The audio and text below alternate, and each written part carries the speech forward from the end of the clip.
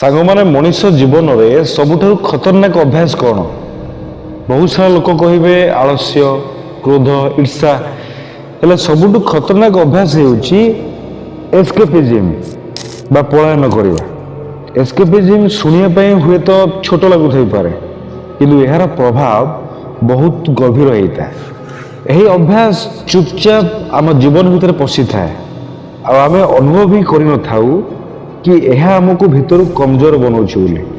କେବେ ଭାବିଛନ୍ତି ଆମେ କାମକୁ କାହିଁକି ଟାଳିଥାଉ? କାହିଁକି ଛୋଟ ଛୋଟ ଦାୟିତ୍ୱ ବି ଆମକୁ ଭାରି ବୋଲି ଲାଗିଥାଏ? କାହିଁକି ଆମେ ମୋବାଇଲ, ଗେମ୍ସ, ରିଲ୍ସ, ମୁଭିଜ କିମ୍ବା ଟାଇମ୍ ପାସ୍ର ଦୁନିଆରେ ହଜିଯାଉ? କାରଣ ବାସ୍ତବ ଦୁନିଆରେ ଗୋଟିଏ ଡର ଥାଏ କି ଯଦି ମୁଁ ଚେଷ୍ଟା କରି ସଫଳ ନ ହେବି ତ। ଆଉ ଏଇ ଡର କାରଣରୁ ଆମର ସତଠାରୁ ପଳାୟନ କରିବାର ଅଭ୍ୟାସ ଆରମ୍ଭ ହୁଏ। ଯେବେ ଆମେ କୌଣସି କାମକୁ କାଲି କରିବି କହିକି ଛାଡ଼ିଦେଉ ତ ସେବେ ଆମେ କେବଳ ସେ କାମକୁ ଟାଳି ନଥାଉ, ଆମେ ନିଜକୁ କମଜୋର ବନାଉ। ସବୁଥରକ କାମକୁ ଟାଳିବା ପରେ ଦିମାଗ ଆମକୁ ଏଇଆ କୁହେ କି ଏଇ କାମ ତୁମ ବଶର ନୁହଁ। ଧୀରେ ଧୀରେ ଏଇ କଥା ସତ ଲାଗିବାକୁ ଲାଗେ, କନଫିଡେନ୍ସ ଡାଉନ୍ ହେବାକୁ ଲାଗେ। ଆଚାର୍ଯ୍ୟ ଚାଣକ୍ୟ କୁହନ୍ତି, ଯେଉଁ ବ୍ୟକ୍ତି ନିଜ କର୍ତ୍ତବ୍ୟ ଠାରୁ ପଳାୟନ କରେ ତାର ପତନ ନିଶ୍ଚୟ ହେଇଥାଏ। ଆଉ ସତ ବି ଏଇଆ ହେଇଥାଏ। ପଳାୟନ କରିବା ଦ୍ୱାରା ସମସ୍ୟା କେବେ ଶେଷ ହୋଇନଥାଏ।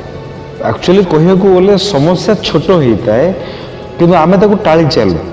ଆଉ ସେଇ ଛୋଟିଆ ସମସ୍ୟା ସମୟ ସହିତ ପାହାଡ଼ ପରି ବନିଯାଏ। ଗୋଟିଏ ଦିନର କାମ ଗୋଟିଏ ସପ୍ତାହ ବନିଯାଏ, ତାପରେ ଗୋଟିଏ ମାସର ବନିଯାଏ, ତାପରେ ବୋଝ ବନିଯାଏ। ତାପରେ ଆମେ କ'ଣ କରୁ? ମୋବାଇଲ ଉଠାଉ, ରିଲ୍ସ ଦେଖୁ, ଗେମ୍ସ ଖେଳୁ, ମୁଭି ଲଗାଉ।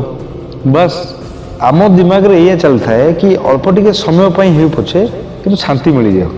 ହେଲେ ବାସ୍ତବିକତା କେବେ ପଛକୁ ହଟି ନଥାଏ, ସେ ଆଗରେ ଛିଡ଼ା ହେଇକି ରୁହେ ଆଉ ପ୍ରତିଥର ପୂର୍ବ ଅପେକ୍ଷା ଅଧିକ କଠିନ ରୂପରେ ଛିଡ଼ା ହୋଇଥାଏ।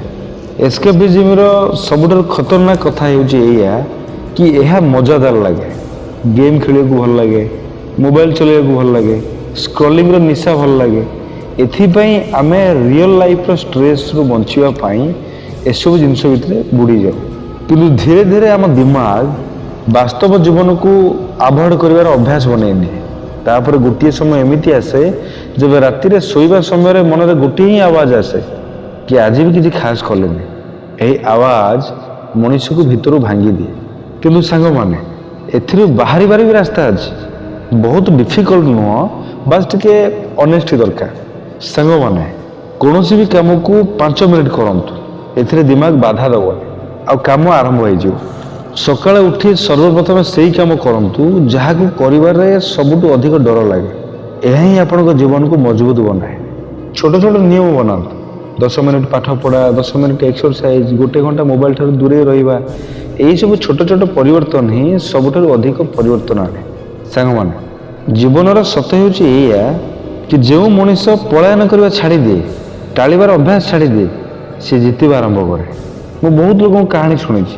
ପ୍ରତ୍ୟେକ ସଫଳ ଲୋକ ଗୋଟିଏ କଥା ନିଶ୍ଚିତ ଭାବରେ କୁହନ୍ତି କି ପ୍ରଥମ ଜିତ୍ ନିଜ ଉପରେ ହେଇଥାଏ, ତାପରେ ଦୁନିଆ ଉପରେ।